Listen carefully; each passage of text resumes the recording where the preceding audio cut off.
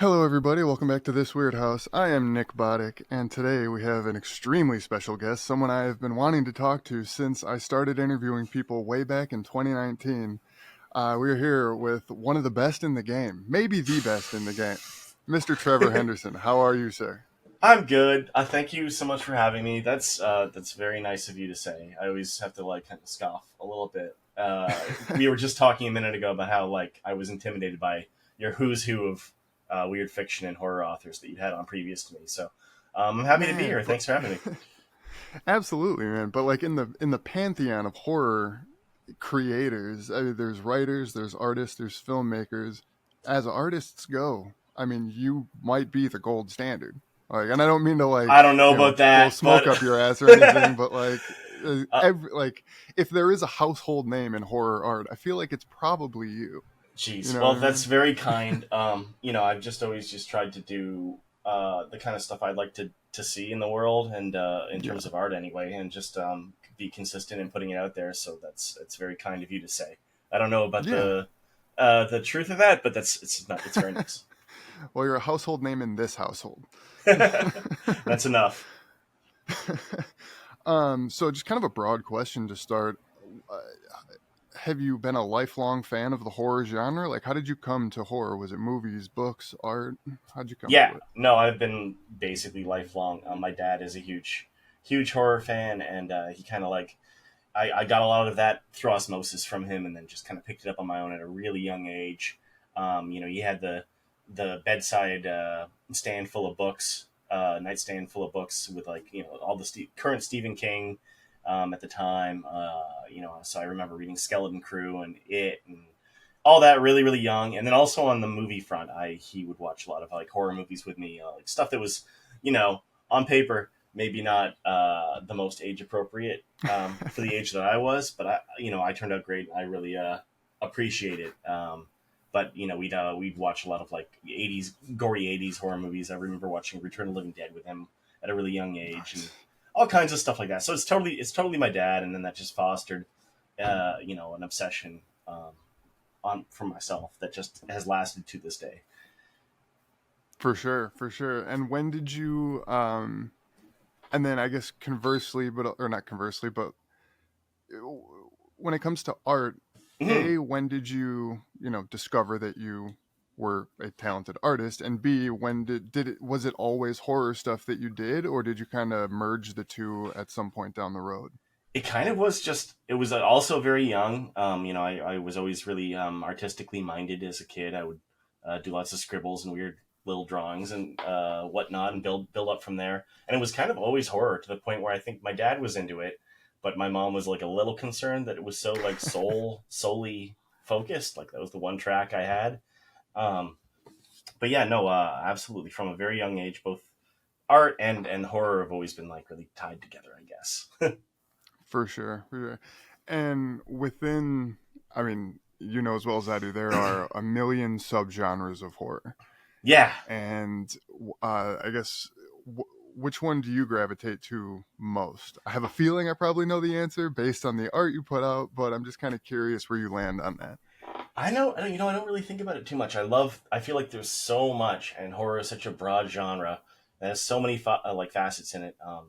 Beyond any other, you know, subgenre. It has subgenres and subgenres and all these different things. I think that out of all the different like kind of genre works, horror has the most it can say about like the culture, like our society, and all the, not to get too my own butt about it, but I think it's a great mirror for um, everything about our life. And as such, there's just like a million different ways you can look at it. But for subgenres, I really like, it's bullshit to say like I love it, every one of them, but it is kind of true. But I really like body horror stuff. I really like folk horror, but specifically, especially these days, folk horror stuff that completely ignores like the kind of more traditional pagan Christian dynamic. There's like I was just talking to a friend about this movie called Pedagore by Joko Anwar, who's an Indonesian director that Yeah. is a folk horror, but it's like it's a Indonesian folk horror. And it Okay. is incredible. It's like a amazing, amazing movie. Everyone should see it. I think it's a modern classic. He is not as much of a household name yet, but I think that he will eventually be. But yeah, Okay. so folk horror, a body horror. I love cosmic horror, especially cosmic horror that kind of like goes for a little more ambiguous definition than just like the easy get of like tentacles and Yeah. the kind of Lovecraftian stuff. That can be good too. Um, yeah, and I guess just like I like facets of like the newer like analog horror stuff that's been coming out. I guess like Skinamarink. Yeah, I've been starting to get into that the analog stuff. There's a I would love to credit the creator with it, but Mm-hmm. I can't remember who it is. They made like a do you remember maybe last year, year before, maybe the Backrooms, which I know was really old, but there was that video that Yeah, came out of the Backrooms.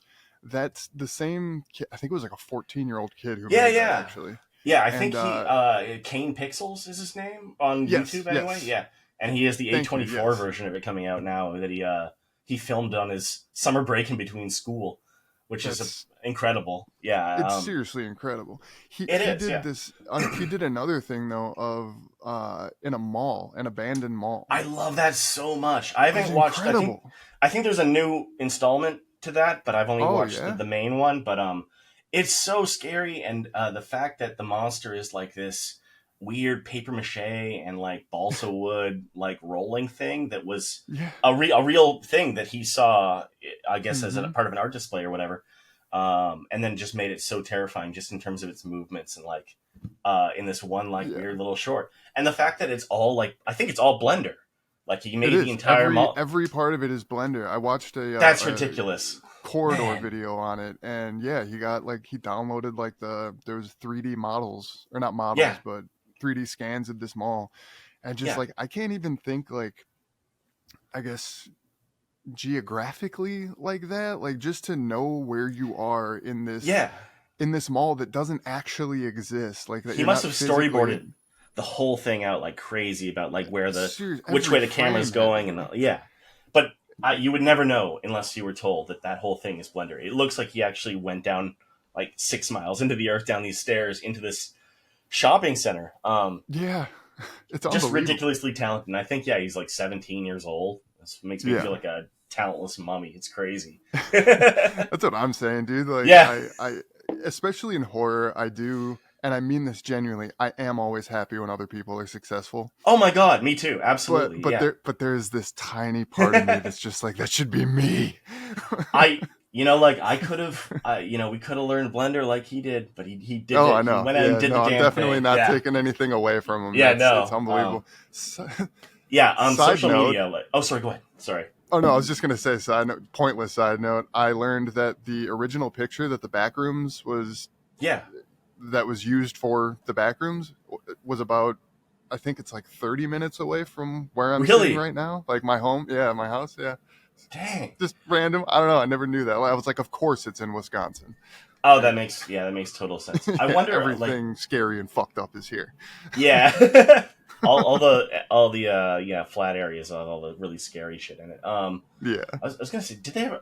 Last I heard, they've never found out who like did that first post, the first Backrooms like Reddit post with the photo. Um, yeah, I'd like to find out who that is because it became like a whole thing, and obviously Kane Pixels took it and ran with it and made this incredible like entire series, the Blender series, well deserved. But I would love to, yeah. especially if a big A24 film is happening, I'd love to have had them, find out who that is and give them like the credit if possible. But Right. it's I just the mean, internet is so weird. Like it's floating out there and it's hard to track shit down. yeah, I was gonna say. I mean, that's the problem with a lot of those early creepypasta type stories, like Mm. the I mean, for the longest time, Ted the Caver, like, well, actually, no. By the time this comes out, Ted the Caver is the episode before yours, actually. Oh, okay, cool. Yeah, Still so the I had best, one him of the best on. ones. Oh, Yeah, I really? agree. Like, yeah, like it really started the entire, all of it, the entire kind of internet, that sort of creepypasta. I don't want to say formula, I guess. Yeah, like that first person, this is actually true kind of storytelling. Yeah. Like he started all that, and from him there were so many. Actually, I mean, for every one good story, there's probably 100 that are just, Yeah, you know. yeah, But I mean, that's with anything. yeah, Um, but there's so many good stories there that no one knows who wrote them, yeah, and therefore no one can do anything more with them. yeah. Like the Russian sleep experiment is another one that, like, that's a great story that can make a great movie. And like, I Yeah. think there is a movie technically. There's It's not probably called a that. rip off Asylum Productions, like like Exactly, yeah. the German. And the Uh, German rest tests. yeah, yeah, yeah, exactly. But yeah, like there's, and it sucks that the person who wrote it can't get any credit for it, because I Yeah, mean, like, it's so great, such a great. The imagery was, the original sleep experiment picture was like a decommissioned it's a Halloween prop. It's a Halloween Halloween store prop. prop. Yeah, Yeah, I yeah, remember they found out that it was just like something that was being sold at like a Michael's craft store or something. yeah. Like half, like a couple years ago, they finally found out, and it's been this image forever. But it's funny Yeah. you went right to the Russian sleep experiment because I was going to bring that up specifically because I don't know if you've ever seen the show Channel Zero. It's Oh this. yes. Okay, yeah, I'm like a super fan of that show. It's like way better Oh, than it has any right to be. I think it's one of the best works of horror in the last like season century. 4 is to me some of the best horror television ever created. I'm It's friends with really amazing. Brandon Scott, the lead guy. Oh yeah? Oh amazing. Yeah, Hell yeah. he's been on the show a couple times. Yeah. Oh, that's awesome. Yeah, no, I mean everybody has a favorite season. I switch around every time I rewatch them, but I think taken together they're monumental, and the fact it got canceled is crazy.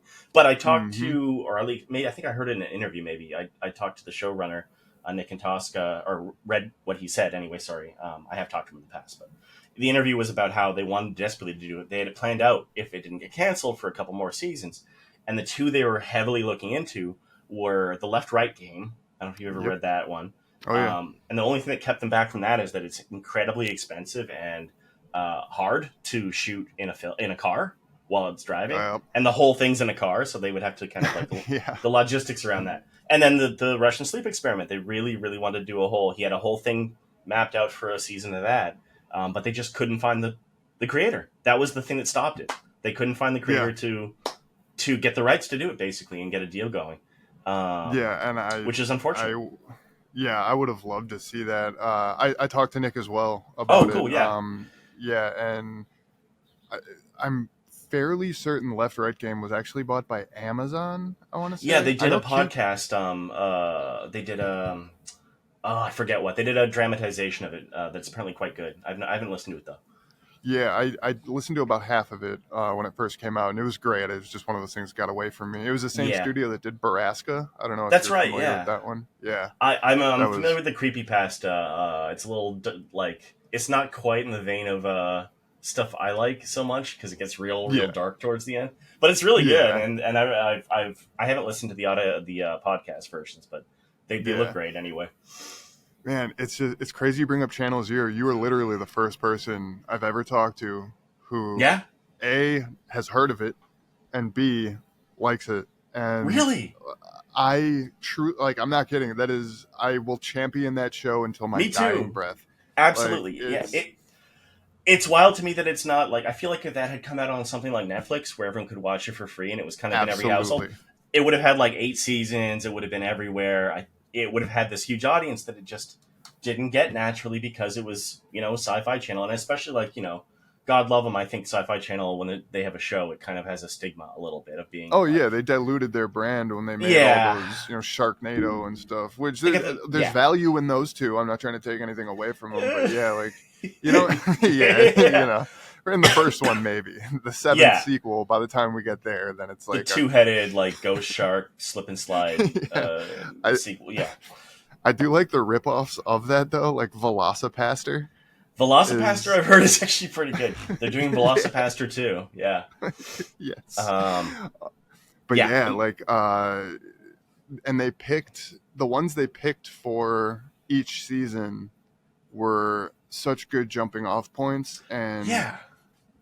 the why am I Candle Cove is Yeah. like season 4. The Dream Door is probably like that's the one I consider to be the best, like Yeah.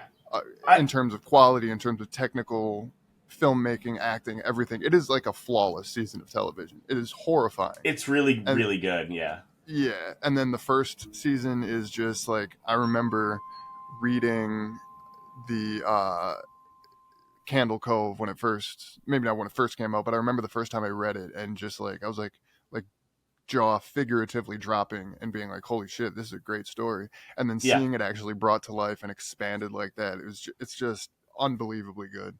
Yeah, and like I think that Candle Cove is the weakest of the four, and it's still better than like Right. any number of other seasons of television. My favorite used to be No End House. I think that's Mm-hmm. perfect, and just such an ambitious and incredibly weird concept, executed really, really well. But now I think the third season with Rutger Hauer, the really Mm-hmm. gross Butcher's Block, is my Yeah, favorite, which took some time. That one had to percolate a bit, but I think I they're agree. all amazing. And it's just like, I see stuff like American Horror Story is like they've got season 24 or whatever. It's Yeah. like I don't like that show at all. That's like it's fine if you like the show, it's fine. It's just Yeah, like why can't the show I loved and thought was amazing have done a little bit better? I don't know. It feels like it I was agree. cut off at the knees a little bit. But then there's also, he did Nick and Tosca turned around and did Brand New Cherry Flavor, which is, for all intents and purposes, another season of Channel Zero if you haven't seen it. Wait, what is it called? It's an adaptation of a book. It's called Brand New Cherry Flavor. It's the same showrunner. It's Nick and Tosca, and I think a few other people involved. And it's kind of like this L.A. film industry horror, witchcraft, noir kind of thing. It's really weird and dark and sexy and gross. Involves people vomiting up kittens a lot. Nice. That's Uh, exactly what I've been looking for. yeah, exactly. It fills that niche. And it's on Netflix to watch, and it's another thing where it Really? just got buried under the avalanche of new content, new content, new content. No marketing at all. But it's there. You can watch it today, and it's basically season 5 of Channel Zero, more or less, That in wow. Well, tone. thank you. Yeah, yeah, absolutely. It's I it's it's really usually good. things don't usually not much gets by me with when it comes to horror releases, but man, awesome. Yeah, it's awesome. If you like any horror that's about movie making or about like the process of making movies or cursed Truly one movies, of my favorite you're gonna have a great subjects. time. It's like 6, 7 Awesome. episodes, hour long each, and it's really, really, really good. Yeah. Oh, hell yeah. Thank you. Yeah, of Awesome. course, yeah. So to bring it back around to you and your work, Yeah. when how do I want to put this? So I guess, can you remember the first character you ever created? Like the first character that you made that you actually like gave a little backstory to, and Yeah, that's a good question. Because I never used to make like OCs, original characters, or anything like that. Before I started working on top of the photos people donated and sent in through social media. I want to say it was Siren Head, but because before that, I was working in that medium in that format for a while, but they were kind of all one offs. There was text to describe them, but they were kind of like one and done. And I feel like, and I could be wrong, but I feel like Siren Head was the first one that got such a good response just from the design of the character, and people were intrigued by the weird little bit of text or whatever I put on that first image. That I was like, oh well, I'll draw it. I'll keep drawing him, and then just kind of like tease out connections through the different little story prompts underneath, and just try and make it more of a cohesive thing. So I think it was probably Siren Head. But I was doing weird monsters and photos before that and after that, and it took a while before he really caught on and it became like kind of an established character, I guess. Um, yeah. but yeah, I think it was him. Okay. Do you have a? Because I mean, you have a whole bunch of characters you've created. I say Yeah, characters. Maybe they don't have backstories and stuff, but do you have a yeah, favorite of yours? yeah. I mean, it's funny. Like I don't even. It's hard to. I'm back and forth on what I even think of them as because they're like just like these net. They're different degrees of being very nebulous, and having like Yeah. some backstory to none. Like they go anywhere from being just like this would be interesting to try and draw realistically, all the way to having like fully thought out backstories. I think my favorite though is I really like. there's a character called Longhorse that's like this Oh, skeletal horse head on a neck. I think that one's just kind of like pleasingly simple and streamlined and interesting to look at and fun. And other than that one, I really like. There's these characters that I've wanted to do more with for a while called the Sisters of the Ever Sharpening Blade, that are kind of like my answer to like Cenobites from Hellraiser, kind of crossed with like Bloodborne and like mourning dresses, like the black veils that women in historically accurate would wear, like to mourn dead husbands and kids. And they're mm-hmm. like these monsters that look like women in these black dresses with veils covering their faces, but they're like the veils are held upon these points because they're like made of knives basically, and they're like this. They can get summoned by a cult to be like weird witch assassins and shit. I have a whole That's thing, awesome. a whole idea about them, yeah, and you can never look under the veil. Yeah, I think those guys are cool. I don't know. I should do more with them. That sounds awesome. That's Oh, like thanks. right up my alley. Yeah, for Yeah, me, the man with the upside down face has a I was gonna special say place in him. my heart. I Yeah, I love like that him one. too. Thank you. Yeah, I He think. just seems so just. I like. I prefer. I much prefer in storytelling like gray area characters, but every now and then a character that is just pure evil is always a Yeah, good thing. yeah. I like him for that too, and I like that he kind of like fills like a weird niche in like some sort of hypothetical like occult like food chain or ecosystem, where he's just Hmm. like he's not like a big horrible force. He's like the vulture that shows up to like pick at the meat on the side of the road, or like Yeah. cause these hyper specific like minor things. Like he just makes or shows up to car accidents, and only car accidents, like through Yeah. history. And he just specifically looks that way just to because it makes people upset. He likes just people being upset. He's like a minor spirit from like the Black Lodge, in my opinion, like a Twin Peaks kind of thing. Yeah. Yeah, he's another one I think would be really cool to do. Like I could totally. I've had an idea for like a full like either a short story or a script or something with that character. I think could go really well, and just a very like a Blumhouse or kind of like popcorn horror kind of way, I guess. Yeah, for sure. Man, Channel Zero, now Twin Peaks, I have a feeling that our interests, the Venn diagram of our interests is like a circle. Like, Probably, yeah.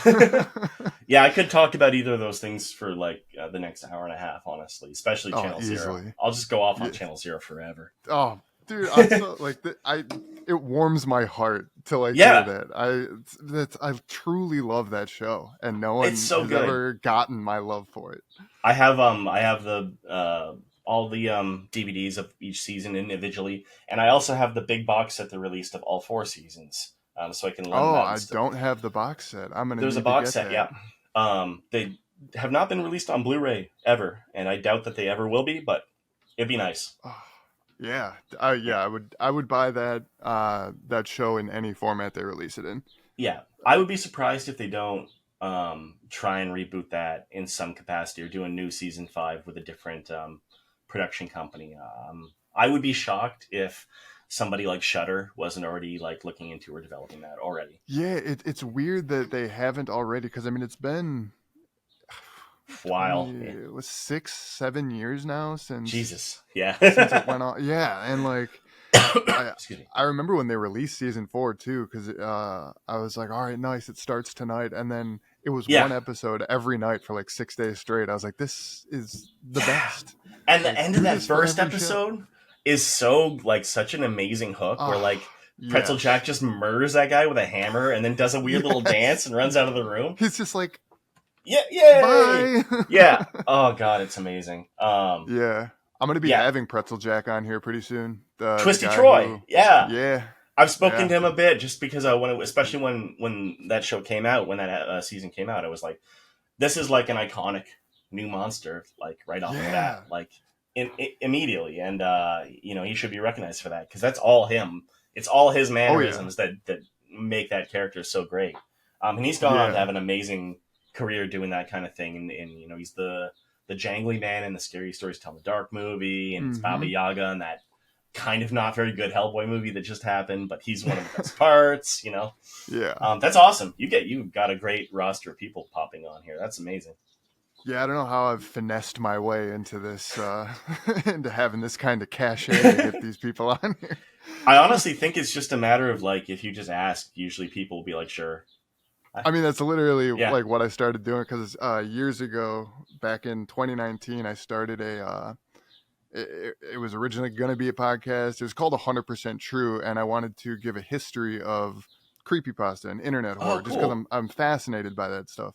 Yeah. And it ended up being a YouTube series, and that's how I got in touch with Ted the Caver, and like I talked to the guy who created Jeff the Killer, and I talked to Wow. Chris Straub of Candle Cove.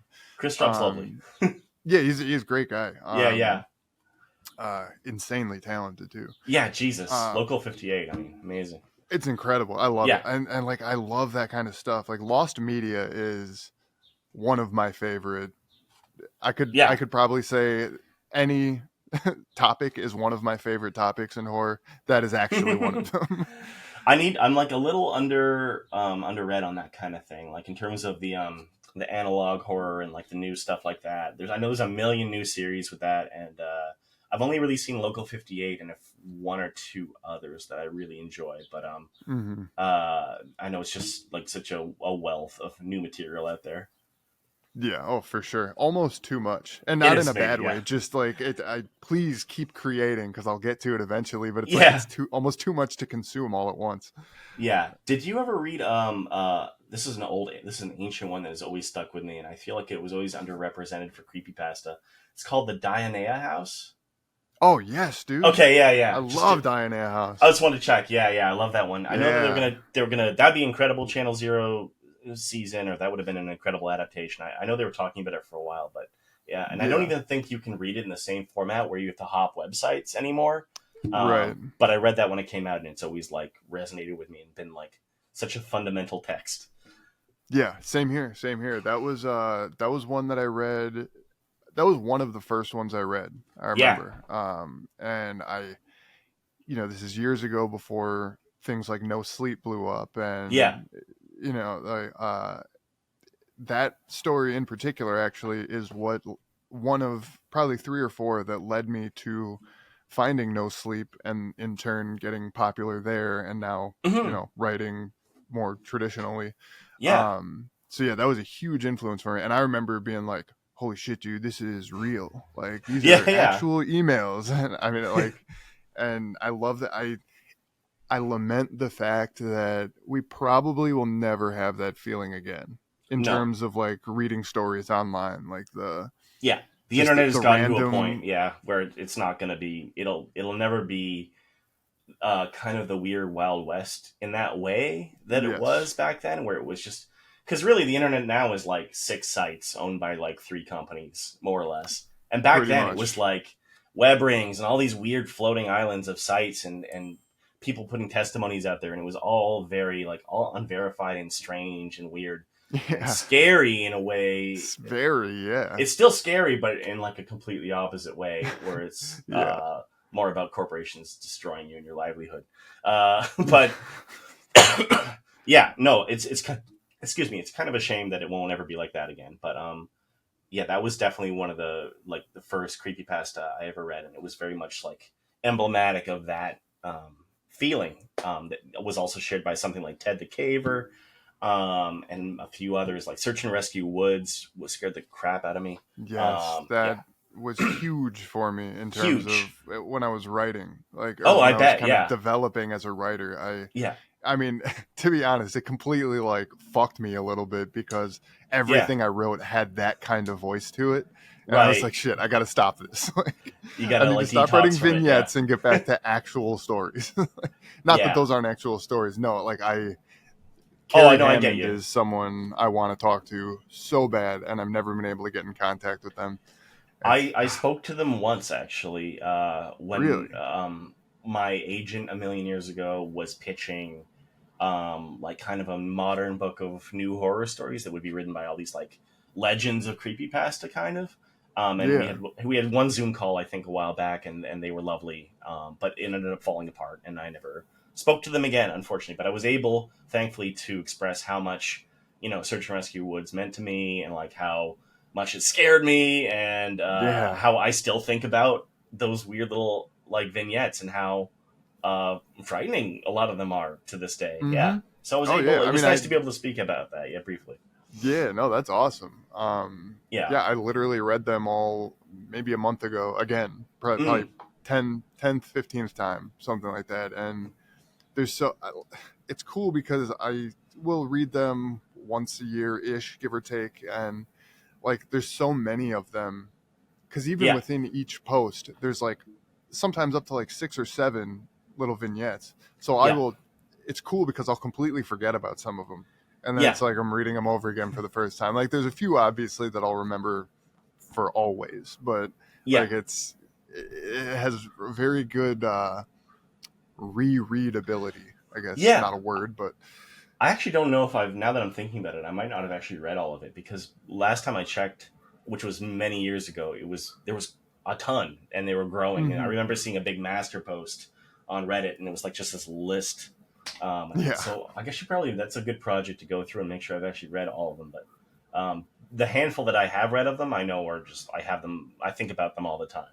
And yeah, living rent honestly, free for sure. yeah, absolutely. And the stairs are so cool, the stairs in the woods, but they're like a minor thing compared to the scary stuff in those stories to me. Oh yeah, for Yeah. sure. And I mean that's another one too that like those stories came out like right at the edge of when the believability of all those types of stories was kind of teetering over to the other side. It's when No Yeah. Sleep was really starting to pick up popularity, partially as a result of the search and rescue wood stories. Yeah.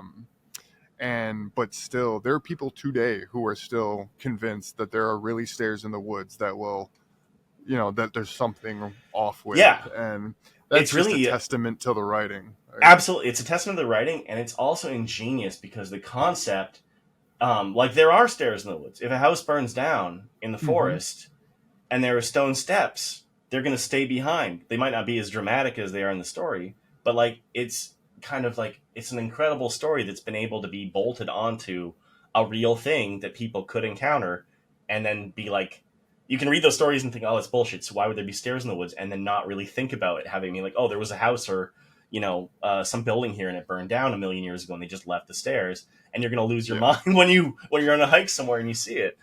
Right, because you can Yeah. feasibly like come Yeah, you across a could. set of Yeah, stairs in the woods. absolutely. Yes. And then you Yeah, will think, I'm going to die. And all you're thinking about is those stories you read last night. It's for great. sure, for sure. Um, so as a writer, I hate it when people ask me this question, but I have to ask you: Yeah. where do you draw inspiration from, like for your characters, for the images you create? Is it do you something pops into your mind and then you create this character and then write a backstory, or do you maybe write the story first, then create a character to apply it to? I'm just kind of Yeah. curious of your process, so to speak. Well, that whole method of working, with the photos, either photos I take myself, which is more what I do these days, or licensed photos. You can buy like photo packs to use in commercial projects. So usually it's that, and if it's not, then it's someone I trust who I've like has lent me a photo. That whole thing started with I worked retail for a million years up until like 2017 or 18. I'd worked retail my entire life. And I was working at art stores in 2018, an art store in Toronto. And, I wanted to keep being productive and creative and kind of like keep doing stuff and kind of working through that, because I was very much like, you know, feeling kind of like creatively blockaded a little bit by my job, having to work full time. I wouldn't really have the energy to come home and do like a new painting or something or work on something.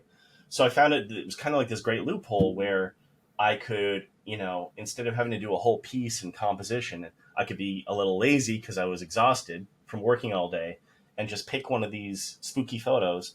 And then I could just focus in on just creature design, and also, lighting, texture, shadow, color, and just trying to make it fit into the photo the best I could as like an exercise, kind of like, really developing those skills about where the light will fall or where the shadow will be. by using this, like inserting something that wasn't there into something that was there. Um, Yeah. and then, I could do one or two of those a night, despite working all day because they didn't take as long. And then, yeah, it became part of the exercise became that I never did any sketches or pre planning at all. The way that it worked was I have a big folder of photos, and then I would pick one, and then I would just draw right onto the photo on like a separate layer, but with no like pencil drawing, nothing like that. I would just paint right on it until it got to where it was something it got to a place I was happy, and it was either um, something that I felt like fit there. Like I would just kind of do what I kind of envisioned I seeing in that alley or whatever. And it was almost never a creature that I had thought up beforehand, except for like one or two times where it'd be like, it'd be fun to try this thing out or that thing out and see if I could make it look realistic. Like there's a character called Cartoon Cat that like a million kids love that came about specifically because I was just like, oh, can I do like this rubber hose kind of cartoon style, but like give it physics and like lighting and like all this realistic stuff, and like can I pull that off?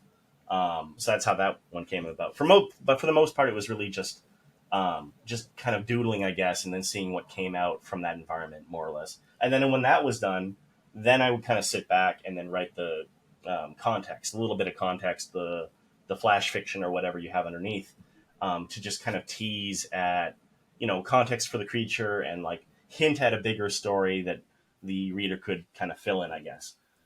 So all that's just like a long way to say that I was tired a lot, so I just sketched in monsters into backgrounds that were already there, and then tried to kind of give it a bit of power through a couple lines of text, I guess. Okay. And Yeah. is this like physical? Like you have physical photographs, or do you do Oh no, mostly digital? it was all digital. So people would send me Oh, like okay. JPEGs, photos of like their closet or their garage, or I would take photos walking home from my job of like alleys in Toronto. And then I would just I would now I use Procreate, but before I was using Photoshop and with a Wacom tablet, and now I use my iPad, and then just drawing right onto the photo in one of those photo or art programs, I guess.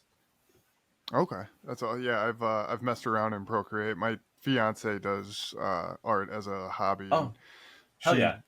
yeah, she uses Procreate, and I've messed around in there, and it's like I feel like I'm pretty good with Photoshop, but once it gets down to like Procreate, it's just a totally other world for me. I I'm the I exact stick to the opposite. written word. I know how to use Procreate for this incredibly specific purpose, and I can kind of like work with Photoshop, especially in formatting stuff for print, because Procreate's really weird where you have to kind of do all these like somersaults to make things that would just be digital only be okay for printing if you were doing like a comic cover or painting something like that. So I'll have to like upload it to my Google Drive and then download it from my Google Drive and then open it in Photoshop and do all this stuff in Photoshop. But that's really all I use Photoshop for, and I'll probably find another program, honestly, at this point, with all their various dramas and Yeah, controversies going on right now. But yeah, it's Procreate is, pretty is literally, obnoxious. yeah, it's super obnoxious. But Procreate is great. I use it for like 100% of everything I do. Yeah, for sure. Yeah, I remember uh, when I first saw, or I guess I don't really remember when I first saw it, but like I can recall seeing your work. Not on. I feel like it was on Reddit that I saw it. Somebody shared something of yours, and Yeah. it it was before Siren Head. I know that. So it was a while ago, Oh, and yeah, way back. I was hooked instantly. I was like, Oh, this is thanks. yeah. I was, and again, not trying to like kiss your ass or anything. I No, just no, like yeah. I remember being like, this is like found footage, but as still photos, Exactly. Yeah, no, I and I mean, was like, yeah. Yeah, I was just gonna say sorry that that was the entire goal was like because I love found footage horror movies so much. They're mm-hmm, like crack cocaine to me. I've seen like basically everything. I'm sure I'm missing a few because there's so many, but I think I've seen like 99% of them. And I was mm-hmm, like, oh, what if can I just do an image that's like the money shot, the big jump scare, or the big moment from every found footage horror movie that the first hour and 10 is building up to. Can I just do that one image and then just give it that little bit of a text, and then it'll function like a jump scare in still photo Yeah. format. You know? Yeah, and I mean, mission accomplished because I remember I came across it in the middle of like a found footage binge because I too will forever champion found footage horror. I know It's a lot great. of it sucks. I Yeah, know a lot of it is objectively terrible filmmaking, but I enjoy all of it. And yeah. yeah, whatever that first picture was, whatever character it was, I was just like, this is yes, more of Thank this, you. please. I um, have to interject here really quick and just say, make sure you've seen a movie called Savage Land. Oh, absolutely. Okay, I've seen good. Savage Land, dude. Just checking. Yes. All And right, good. yeah, no, and that's, I just, weirdly enough, I've seen Savage Land probably 3 or 4 times. Just yesterday, I watched there's this, a video of this, or, a channel, a YouTube channel of this guy who Mhm. does like retrospectives and analyses on horror films. And I watched his one from years ago that he did on Savage Land. Oh And wow, cool. yeah, he called it the first and only found photography movie, and I was like, It that's is pretty, yeah. absolutely, and And I it was was genuinely creepy. it's so whoever did those photos, I have no idea who created those photos on the production. They're Yeah, so scary, and right. whenever the whole film kind of centers around them and really hypes them up, and then they slowly are like dishing them out. They just get scarier and scarier and weirder and weirder. Yeah. It's so good, and I was thinking about found footage horror movies the other day, and I realized that like all of my favorite found footage horror movies are actually faux documentaries, not found footage. Can I guess which ones you're come to Yeah, I mind? mean, absolutely. So I'm gonna say we got Savage Land, The Taking of Deborah Logan, That's a good one. I didn't think about that one, but that is really solid. Absolutely. Lake Mungo, Lake Mungo's a classic. That's a faux doc. Yep. The Bay. The Bay is also very good. Yeah, yeah, that's also a faux documentary. Yeah. Which ones did you have in mind? I was thinking about, and I guess I'm not sure if it fully fits in the faux documentary because it plays around with so many different formats. But Nora the Curse, because it's Oh yes. a guy filming a fake occult like documentary or a cult documentary, and then his footage kind of being found by somebody else and kind of like combined with other stuff, and it's a whole Yeah. thing. That one and his other film, which I think is actually scarier, it's by the director's name Koji Shirashi, who just is incredible. But he has a movie called Occult. I don't know if you've ever seen that one. I It's don't believe I have. it's on YouTube. You can watch the whole thing on YouTube. It is a Oh, nice. genuinely super unnerving film. It's about a documentary crew that are investigating this mysterious stabbing that happens, where this guy went crazy on a bridge at this tourist attraction in Japan, and he stabbed a couple people, and he had this weird symbol branded into him, and then he ended up jumping off this cliff after stabbing these people, but he just disappeared before he hit the water. He's just gone, and they never found the body. And then they realized that one of the people who was stabbed by this guy has a birthmark that's the same shape as the scar on the guy who did the stabbing initially. And then they start Oh, following this guy nice. around to kind of like figure out what's going on. And they find out this guy's really weird. And then he says that, like, he hears voices talking to him and he sees like miracles all the time and like ghosts and stuff like that. It's like, okay, we're just going to make you our project now. We're going to follow you around. And then it becomes about, without spoiling too much, it becomes about the slippery slope of um, mundane evil, about like being okay with going ahead with these horrible, horrible things because you can justify it to yourself, and you feel like you have a higher power justifying it. It's incredible. It's really really weird and scary. I think that's the scariest soundtrack specifically of any movie I've ever seen. It's really great. Everyone should watch it. It's so good. It's on YouTube. That's yeah, dude. That's two things you've given me to watch, and like, Yeah, I'm not kidding. This sounds like a brag, but I'm just a huge nerd who wastes too much time watching stuff. Like, yeah. there are not many It's things people hard. can Yeah. tell me about that I haven't heard of, and you've done it Oh, twice already. I'm really happy. Please, if you end up watching either of them, reach out on Twitter and let me know what you think. I definitely will. I Yeah. definitely will. Um, so I would. have you seen there were two I wanted to ask you about, the Hell House Yeah, LLC series? I've seen the first one. Oh, no, I've seen the first two. I like the first one a lot. I felt that eyeless clown or whatever they got in that thing is really Yeah. really really Yep. effective. But I thought the second one wasn't very good, so I kind of dropped out. But I heard the third one was actually like a really huge return to form and was really great. So I should go check that one It out. But was. I did really like the first one. Yeah, the first one is, to Yeah, me, like that one is it pairs well with the houses October built. that's another one I need to see. Actually, I've heard that one's Yeah. like pretty good. It reminds me of there's one that I did see that I thought was great with the same sort of thing, but it's not found footage. It's called just Haunt, where a Yeah. bunch of Yeah. same thing with a people killing people for real in a dark ride. Yep. Yeah. Yeah, real Hell yeah. solid. Yeah. And then there was this other one, this other found footage movie that was very never got any kind of release. I've never seen it marketed anywhere. I don't even Mm. know how I heard of it. It's called Sandman, but it's like S Oh, ampersand MAN. it's the one where they're doing a documentary on the star of like a horror movie snuff film that's fake, but it might Yes, end up actually not being fake, possibly. correct. That's the I one. Yeah. I haven't seen that, but I've heard a lot about it, and I always saw it. I used to work at a video store. It was one of the ones on the shelf, but I never watched it. It's good, Oh, eh? okay, yeah. I had never seen it anywhere. I Mm, It took me yeah, forever to find it, honestly, and then one day I don't even remember where I found it, but yeah, that's one that I was like, man, why did this not get more play? Because it's genuinely unnerving, and they yeah. handle the ambiguity very well. Interesting. Maybe I'll seek that out. I know it's one of the very early, like almost like pre-boom of found footage.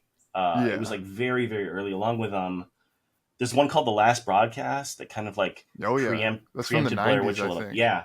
Yeah. Yeah, it was kind of in that wave a little bit. Maybe Sandman was a little bit later, but yeah, I've heard that one's really good. Yeah. Oh, Blair Witch. I just had the cast of the Blair Witch that came out in 2016. They were just on the show That's a couple amazing. weeks ago. Yeah, that was really cool. Hell yeah. I got to like learn all about like I guess the actual technical aspect of creating a found footage film and making it actually look realistic, and like it's That's amazing. fascinating stuff. Yeah. That's super cool. Um. I Yeah. actually just watched. Oh, sorry. Go ahead. Didn't mean to No. cut No. you off. Please. Please. Please. I was just gonna say that I rewatched the original Blair Witch project not too long ago because I have a copy. A friend sent me a copy that's called the Sundance Cut, where it's when the film was first coming out and they were showing it at its premiere. I think Sundance Film Festival. They they put VHS tapes with the movie unmarked on people's cars, like on the under the windshield wipers. So it's the Blair Witch Project. It's the same film, but it's got no end credits and no opening credits. None of that. I don't think there are opening credits in the film actually, but there's no end credits at Yeah. all. It's beat to hell. It looks like garbage. It's so torn and glitchy and staticky. It just gives the whole thing an extra layer of evil that the Yeah. proper Oh, version that's doesn't have. awesome. And I think the only other difference is that the whole scene where he's standing in the corner at the end has no Mhm. explanation. They added the scene in the beginning where they go to town and they kind of talk about Rustin Parr and how he made the Yeah. kid stand in the corner because they needed some explanation or something for why he's just standing stock still in the corner. So he's just standing there in the movie without that kind of contextual scene, I guess. But the vibes are just so rancid. It's so good. It's like That's even creepier. it's way creepier than the. It's like my preferred way to watch it now. It's just worse. Yeah. That's. I mean, so wait, was this like you watched a physical VHS No, copy of it? it was a Oh, scan okay. of the VHS. So I have the Gotcha. file that was it was getting passed around on social media Okay. like a couple months ago. So I just downloaded it. But yeah, Man, it's great. that would be like a holy grail for a horror The fan to tape, have. Like the yeah. actual physical VHS tape. That'd be so Can you sick. imagine? Oh my god. Like, oh, I'd give anything for that. Yeah, Jesus. So speaking of movies, we are getting kind of down to the wire here. But actually, I don't know. I don't have too much I got to do today. I wanted to ask you about, you did the creature design Oh on the yeah. recent film Tarot, I believe, Yes, correct, or something that's like that. correct. Yeah, I Yes, just yeah, wanted to. Tara. What was that experience like? And like, I guess or yeah, how did that all come to be? Like, Yeah, yeah. no, I mean, like, I have a film and TV agent named Josh who, fields stuff like this, and he put me in contact with Screen Gems and Anna and Spencer, who were the two people behind the film, directing it and writing it, and just asking if I'd be up for, designing creatures for this film, kind of giving me the rundown, and they sent over the script and everything, and it was very clear right off the bat that it would be very much like a trial by fire because I'd never done creature design for film before, and this would be, I think it was 9 different creatures in one film, so it was kind of going to be a marathon session. But I really like the idea, and I love the idea of being able to do a horror movie like your 13 Ghosts or your Hmm. Spookies or your Neon Maniacs that has just a host of different monsters in one film. I love movies like that, Yeah. and being able to do like, oh, I designed every monster in this movie. It's just like the coolest thing in the entire world. Hell So yeah. we just basically took, I think it was like 4 months over a summer, 2 or 3 years ago, and it just became my. It was like I had a day job again, where I would just get up at 9 a.m. I would just do sketches the entire day on my tablet, and then we'd have a Zoom call at like 5 p.m. every single day with the two of them, and I would just share my screen and go through the 10, 15, 20 sketches, and they'd be like, this doesn't work. This does work. Can we see this, but like make his skin pale white? Can we see this, but like, what if he has a big distended belly because he's like starving, or like just all these different things. Can we mash these two drawings together and see what that looks like? And then I'd be like, yep, of course. I'd take notes, and then I would just do it again the next day and incorporate their notes and do another 15 to 20 drawings, and we would just do that every day. 5 days a week for like 12 to 15 weeks, I think. And then we started with the creatures that had the most screen time, which I think were Death, the Death card, and the Devil, because they make up the whole climax of the film more or less. So, Hmm. and then as we went on, and time started getting shorter, and the studio budget got smaller and smaller, we would spend a little bit less time each time, and just kind of like making sure we nailed every one of them. And No, it was an amazing experience, and I feel like they translated them, very faithfully to the original designs. It was kind of an interesting thing too because I was doing concept art, and then as those got approved, they were going in 2 different directions creatively at the same time. Where it went to this amazing artist named Richard Wells, who goes by Slippery Jack. If you've ever seen a horror movie and they have like an ancient scroll of a demon or like woodcuts of like torture or something. It's all been done by him. It's the style he Oh. works in. So he did all the tarot cards, the actual physical props that are in the movie. He went Okay. went off my sketches and made those, painted those, and then in the other side, they went to Dan Martin of 13 Finger Effects, which is an effects studio in the UK. They did the effects for Possessor. They did the effects for the Borderlands, like all kinds of different horror movies. And then he and his team were turning them into the actual suits and prosthetics and all that stuff for the actual physical embodiments of the monsters in the film. So it was really weird and cool to be doing sketches and then having them turned in these completely different creative outputs at the same time almost.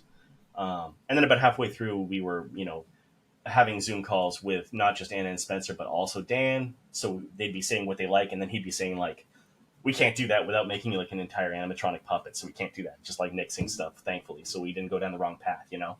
But it was an incredible experience, and they were all just lovely to work with. And it was really great. I was really happy with how the monsters came out, and it's already turning into some more film work, which I'm really excited about.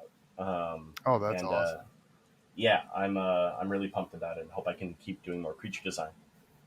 Oh yeah. Did you? So I mean, so you mentioned you did concept art. Was there Yeah. any major, or were there any major differences between what you, I guess, are used to, what you traditionally do with the sort of the found photography, whatever you Mhm. want to call it, your Yeah. traditional work that you're known for, Yeah. versus designing creatures for uh, a film? Are there any Yeah. major No. like?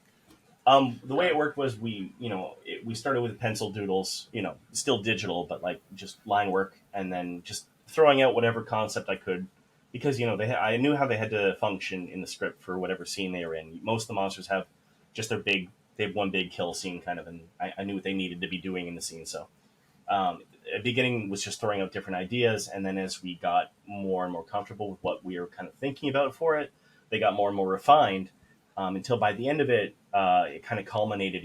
Each creature culminated in a big rendered painting, like a full painting that was the reference image for everybody. Okay. And then it was usually a full body, and then a headshot face on, and then a profile of the head. So they kind of had their bases more or less covered, and then could kind of supplement that with the other sketches.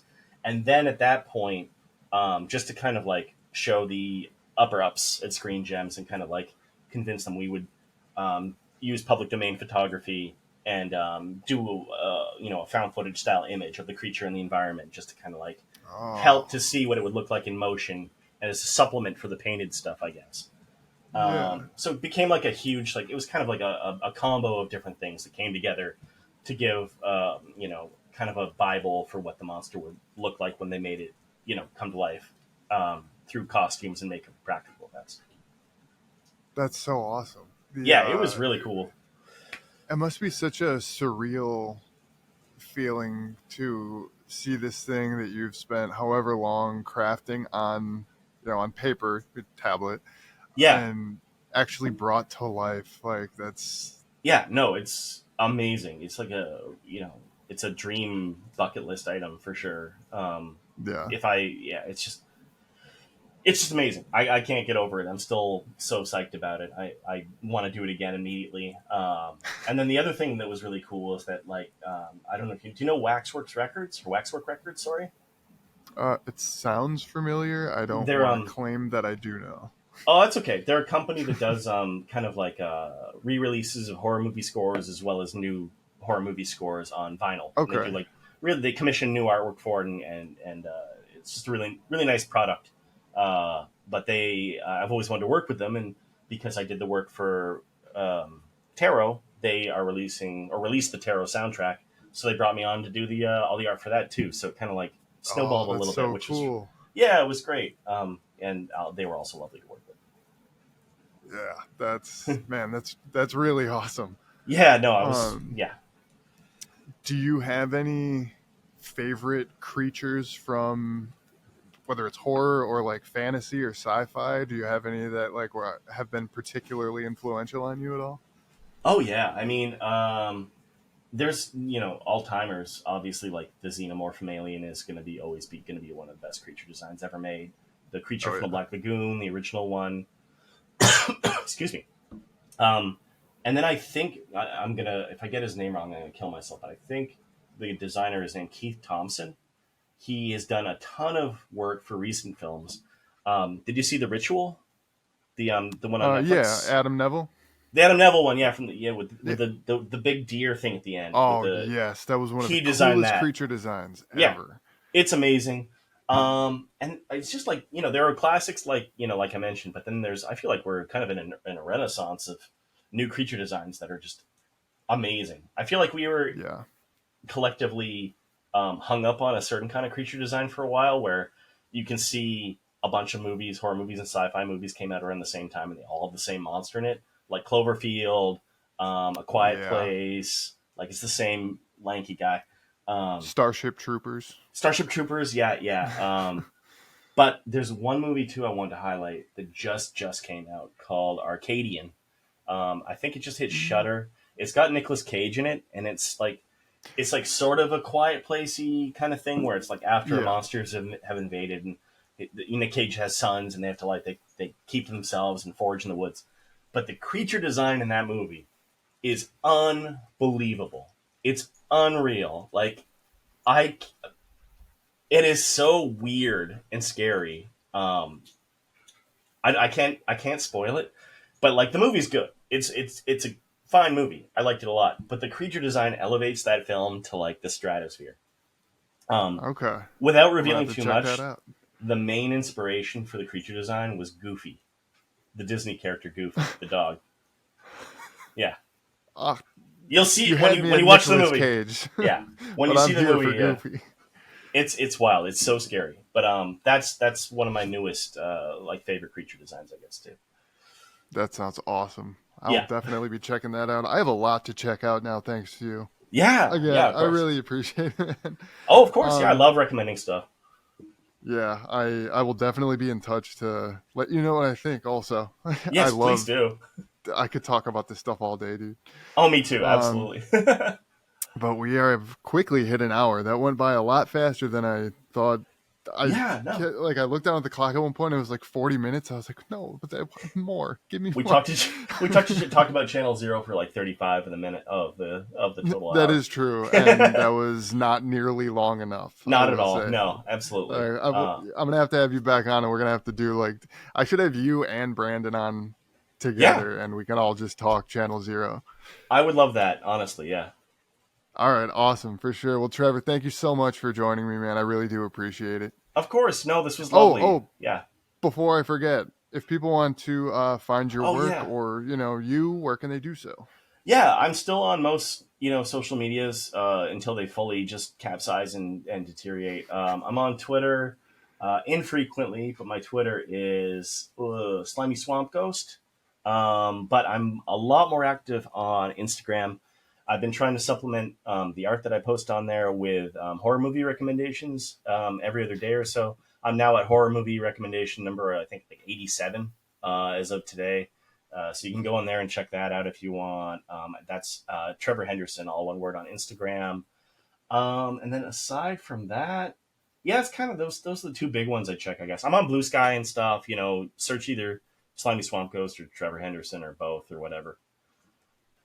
Yeah, Sounds good. Yeah, that was actually one other thing I wanted to touch on. Your list of horror movies you can't live without. yeah, I have a level of respect that I feel most people will not have for that because last year or a little while ago I yeah. did 365 movies in 365 days Damn. and it became a chore after a while. Let me Like tell you, it's getting I there. love yeah, dude. Like I love movies. I love watching movies, but having to like feeling like I was obligated to watch and review a movie every day for a year It becomes a job. became It's not good. yeah, I was Yeah, just like, man, and you could totally tell the days where I was just not feeling it at all. Because yeah. be like, No. yeah, it was okay, it was good, I liked it. Watch I'm it. definitely not. I can't imagine watching a movie just for it because like I need to keep the enthusiasm going. At least in this, I'm not like Yeah, actively watching anything. I'm just compiling screenshots and then writing a little like 3 paragraph thing about movies I already yeah, know I love. But it's still becoming hard to find movies I want to recommend and talk about that aren't just like a Nightmare on Elm Street. Like, of course, I love a Nightmare on Elm Street, but right. everybody knows Yeah, about. no, you've had Uh, some super super deep cuts on there, and like I've been Thanks. following and watching from afar, and yeah, there's been some really good ones on there. Thank you. Yeah, I'm trying to dig deep, as it were. I'm there's still a ton of stuff. I think I'm pretty like well watched for horror movies, but there's still hundreds and hundreds and hundreds, thousands of amazing horror movies I have not seen. Yeah, So I got to for get on sure. it. Yeah, I'm gonna be do. Actually, never mind. I don't want to announce that yet. So sorry. Never mind. Okay. Trevor, thank you so much for joining Yeah, me, man. I really appreciate it, and I will definitely talk to you soon, man. sounds great. Thanks. Have a great rest of your day, and thanks for having me on. You too, bud.